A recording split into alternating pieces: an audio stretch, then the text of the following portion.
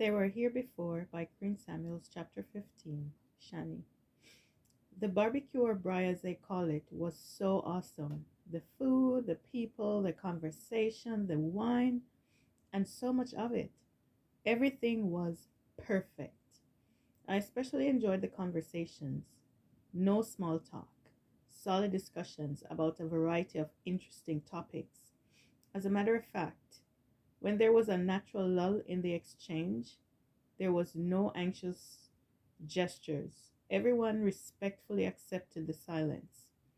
Glow seemed to have had an amazing time. I have never seen her eat so much. She actually let her hair down today, both literally and metaphorically. I even saw both her and Nathan in what seemed like a very intimate conversation. I felt a little jealous, but oh well. He'll always be my lion. I met so many interesting, intelligent people with incredible life stories. For instance, there was an outrageously handsome black man with scars on his face. When I inquired, Nathan explained that he's a Yoruba man, and those are tribal marks, mostly used for identification purposes. I've never seen anyone with scars like that before. A bit unnerving, but striking nonetheless. I caught myself staring at him many times. He seemed to not mind at all. He seemed quite content in his own skin. After the encounter, I started to reflect on a few things, one of them being my housemate, and it came to me forcefully that Casia's elaborate flamboyance is literally twofold. On one level, it represents her scars from past trauma. Secondly, her superficial method of concealment.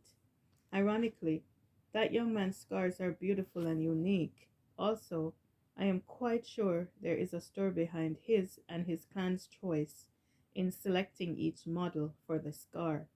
Each tells a different narrative. We all have a story to tell. Scars undeniably tell a multiplicity of stories and are the hallmark of a vanquisher.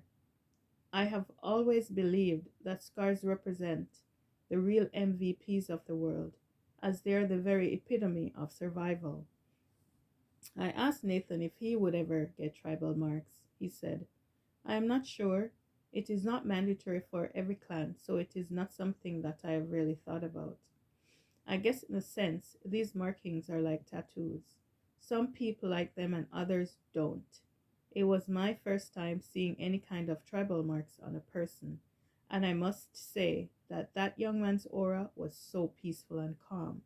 No signs of bitterness or remorse. There is so much quiet dignity in acceptance, certainly an old word that I am learning new ways to embrace. Nathan has promised to take us to his village this weekend. Grasscop. That's what it's called. It even has a nice ring to it. Needless to say, I am so psyched. Heck, even Cassia seems excited. As a matter of fact, she has not been herself since we went to Litbrai the last time. Maybe she's just starting to feel at home, just like me, or maybe she's just coming into herself again, just like me. She seems to have had a complete attitude change. No more walking around with her nose up in the air, sauntering around like a debutante at homecoming, or a princess. She is genuinely a sweet girl under all those many filters. Come to think of it, she doesn't even wear that much makeup anymore. I am really happy for all these positive changes because before, she was like a series of overlays on a Snapchat filter. You never knew which version of her you would get on any given day. I guess under all the veneer of exuberance, she is really just a scared little girl, much like the rest of us. Everyone is scarred in different ways. Some are just more visible than others, and some are better able to hide fears and scars. I am learning more and more each day that Nathan is so easy to talk with, just as I had imagined. We even got around to discussing spirituality, which is something I almost never feel comfortable talking about. He shared that he is a follower of Taoism, not really like hardcore, but their ideology resonates with him. I have heard that term before, but I never quite paid attention to it. Anyways, Nathan explained Taoism presents an acceptance of life as it is meant to be lived. No pretenses, no filters. At that comment, I looked at Glow, who seems to have missed the reference. Anyways, he went on to postulate that just a sincere desire to be to become one with the natural rhythm of life, thereby accepting life with all its twists and turns, the good and the bad, all its nuances. This seems rather fatalistic to me, which it might be, but such a charming notion. It rings like old school seduction. Casey voiced what I was thinking. That might prove too fatal for me. We all laughed. But then she said, Guys, I am serious though. What if you're heading towards a cliff and about to plummet to your death, just because it happens to be the natural rhythm of life at the time? She does make a solid argument. Nathan was quick to point out that humans naturally have an innate desire to survive. Therefore, despite this principle, the will to live is far more overpowering and strong enough to discern and avoid danger. I chimed in. Taoism seems to highlight the principle of living in the moment. We all agreed that living in the moment is such an underrated and unvalued experience in today's fast paced world.